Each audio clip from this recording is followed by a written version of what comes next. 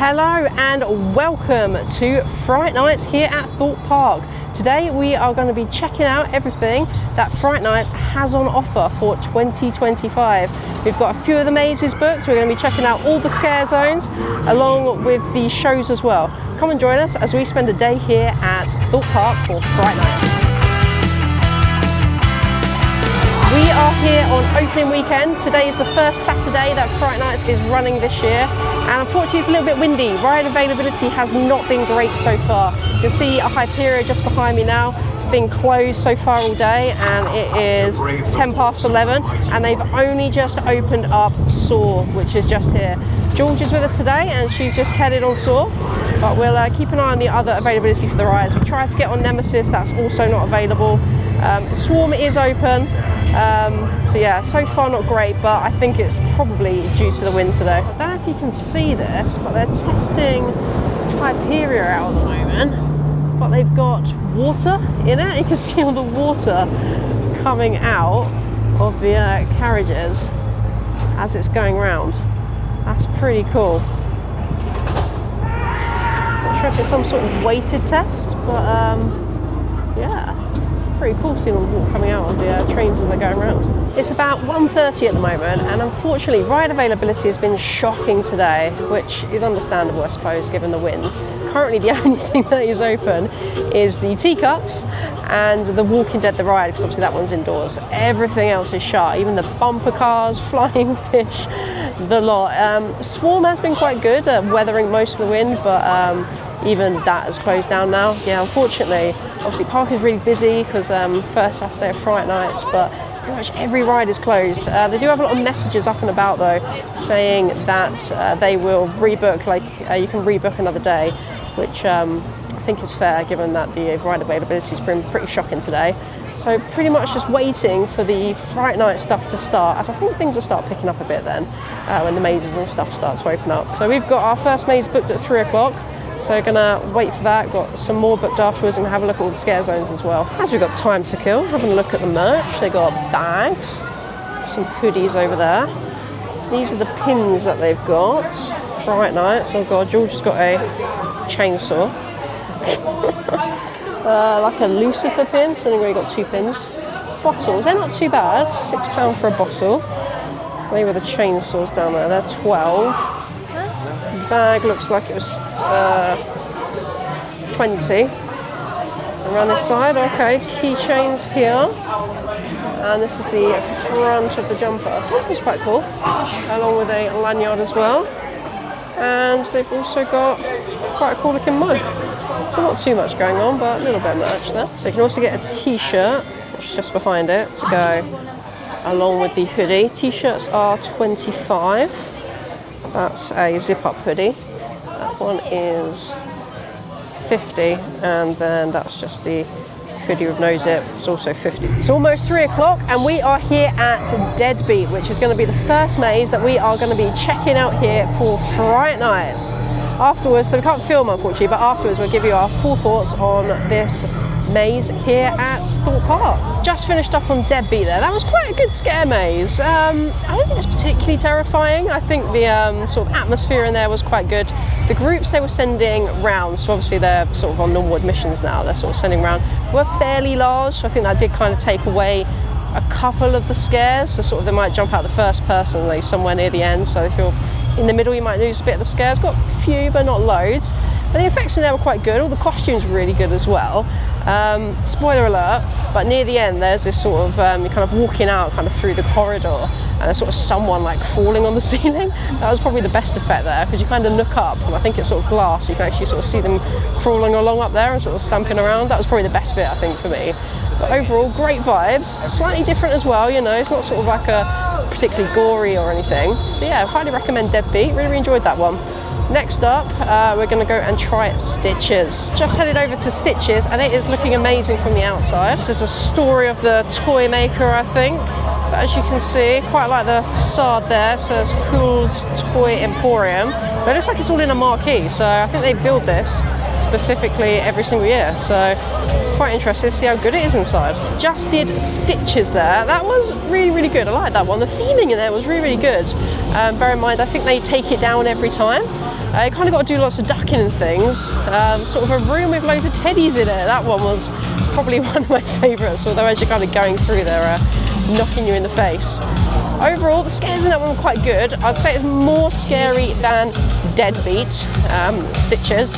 I feel like the actors try and kind of get in front of you a lot more, stop you, and kind of scare you a lot more than what they do in Deadbeat. It didn't really have that much in Deadbeat.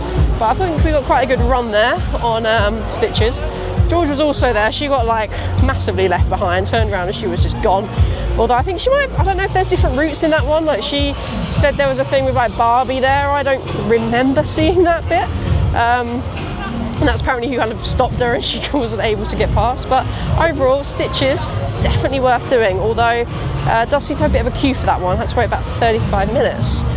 Now we're going to head over though to Trailers. Here we are at Trailers. I think this is probably my favourite entrance. I quite like all the neon that they got going on here. But this will be a last maze which we're going to be checking out. Up in Trailers, and that was by far the best maze here.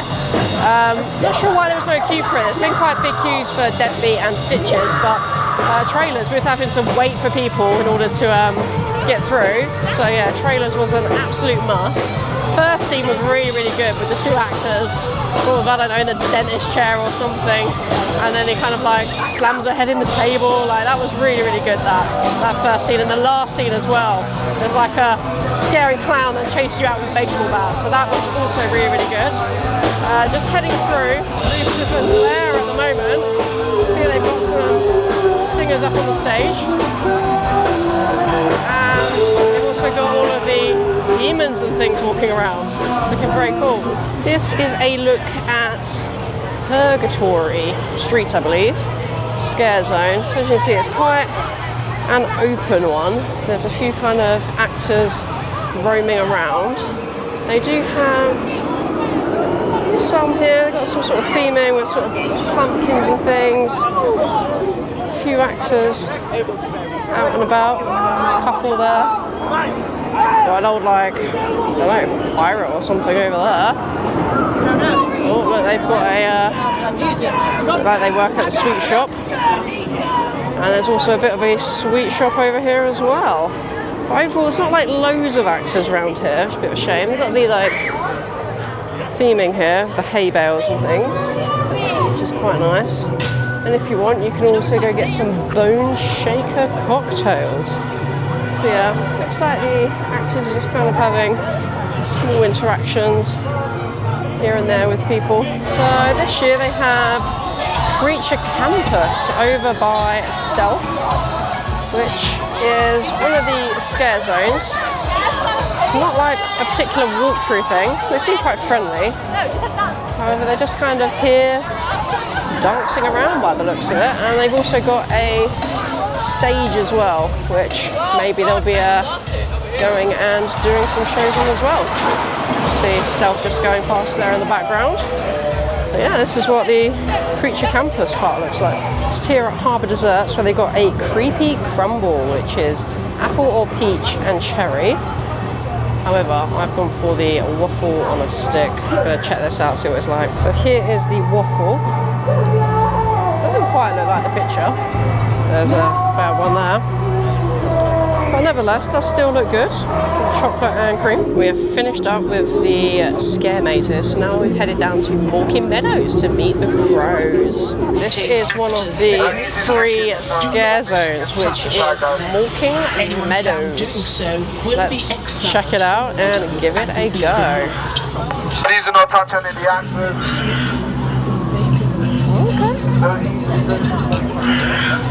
Good theming as you come in. I like it.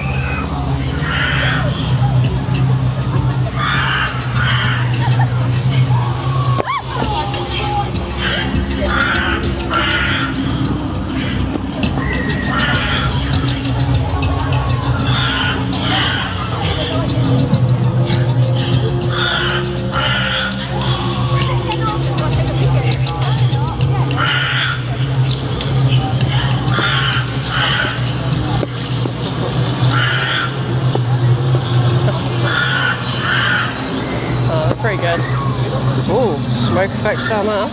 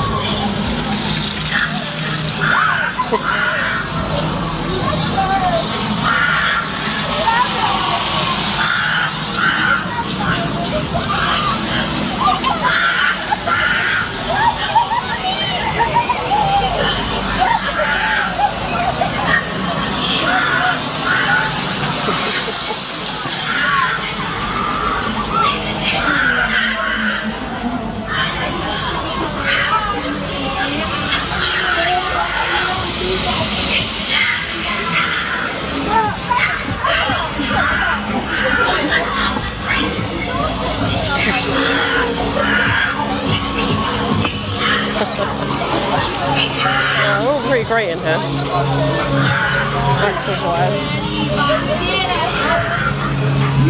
Ah, this is a bit different. It's a cute pumpkin. Oh, I like the pumpkin. That's pretty cool.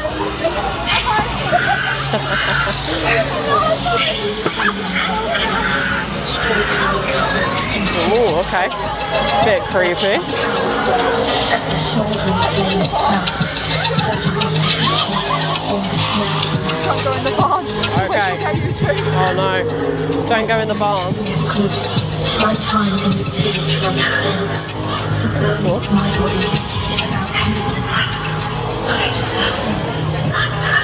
Pretty cool.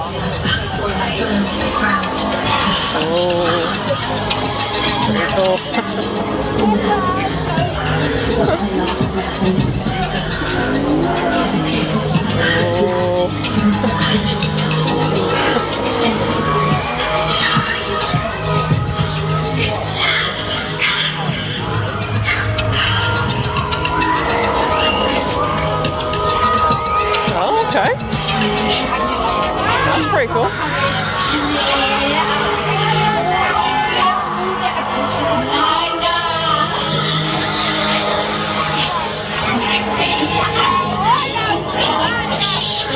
That's really cool, I like that. Oh no, going in the barn. The woman said don't go in the barn.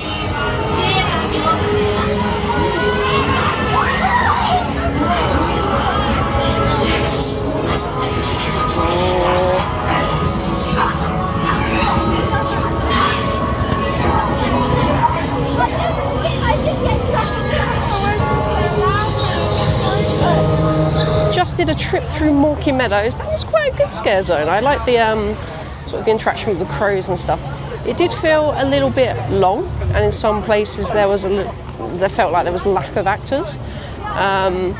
So I think a few more in there would have been better, especially at the start, because it felt quite repetitive, kind of walking through the reeds and the bay hails and stuff like that. So I think it would have been better a few more actors around there. The storyline kind of developed a little bit more towards the end. I think Mawkin Meadows probably was the best scare zone here at the park. I think the other two, Purgatory Town, or the other three, Creature Comfort Scare Zone and the Lucifer one, they're just too open. I mean, they've got like a few actors kind of roaming around, but they've just not got the same effect as that one. That one by far is the best. That kind of fits in more with the scare zones that they have at Alton Towers, where it's more of like, almost like an additional maze, but like a free-flowing maze. I think they just work so much better. It just feels like much greater quality. The scares are a little bit better and things. And you've also got the option of like whether you want to go in there or not. The other places, they're just kind of like in the park, and I think because everyone's kind of just wandering around and there's kids and things, they try not to make them as scary. So I think it's definitely better when they do it like that, as like a dedicated proper walkthrough experience. Last big thing that we want to check out here today at Fright Nights is the show, which is the Creature Comforts one. So just here a few minutes early, I'm going to check out and see what this one's like. I'm thirsty. Here's to new awakenings and an electrifying night. They not like us, they not like us, they not like us. Yes, I wasn't finished. There are work in progress. It's alive. My creations. I needed more time. What have you done? Slight issue. There. Can you be what? Can you feel alive?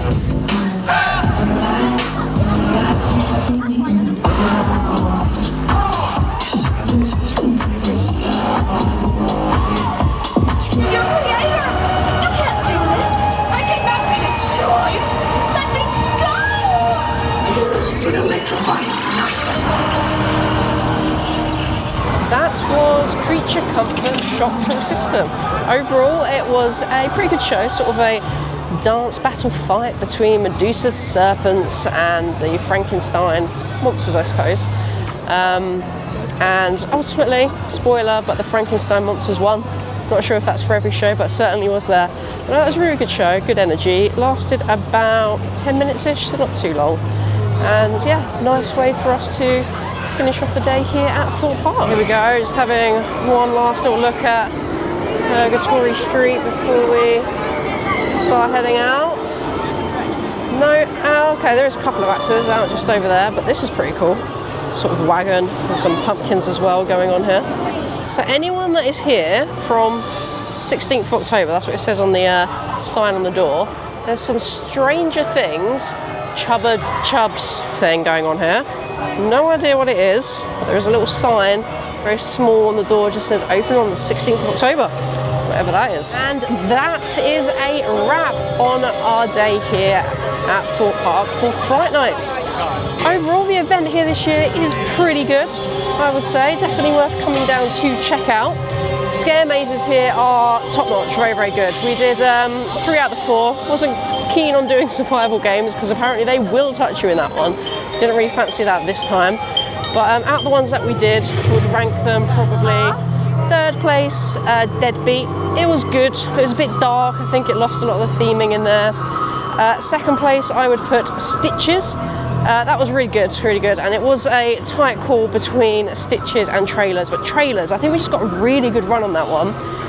Plus there was no queue for it, like Stitches had to queue up for about 35 minutes, Trailers we were straight on, very, very small group as well, going around on Trailers, but the scares were brilliant, scenes were even better, and I think it was just more terrifying than Stitches. Particularly the first scene where it's kind of like someone in a dentist chair, sort of 2 actors interacting together, that worked really well. And the scare at the end with the clown with like the baseball bat, that one was genuinely quite terrifying. So scariest one by far was Trailers. Would highly recommend checking out the scare mazes. For the scare zones, only the kind of Meadows one was with the scarecrows was probably worth doing. The other like 3 that we got here, like Lucifer's Lair, Purgatory Street, and the Creature Comforts one, like the actors just kind of roaming around, you get some interactions with them, but they're not as good as the other one. I would say the scare zones at Alton Towers were more like the Meadows one, which I prefer. I think all the scare zones should just be like that. I think that's a much better way to do it. But overall, we have had a good day here. Biggest downside has been ride availability. It has been shocking today. The rides have been up, down constantly, but they are doing the return guarantee today. So anyone that has come and has bought a ticket will get to come back again for free on another day, which I think is fair enough because so many rides have just been closed. We've hardly got any rides done today, which I think has been the biggest shame of the day, but it is very windy and I understand why they have had them closed. But I think for us, we were coming here for the Fright Night stuff and we got to do all of that as well. So overall, it is a great event. It is definitely worth checking out. Definitely more for the adults, older teens, because it is a little bit more scary. But that is it for our day here today. If you liked, please do give it a big thumbs up and subscribe. Next video coming up will be the Legoland Brick or Treat. Taking the little one with us to that one tomorrow, but video probably up on Friday. Thank you once again, and until next time, bye bye.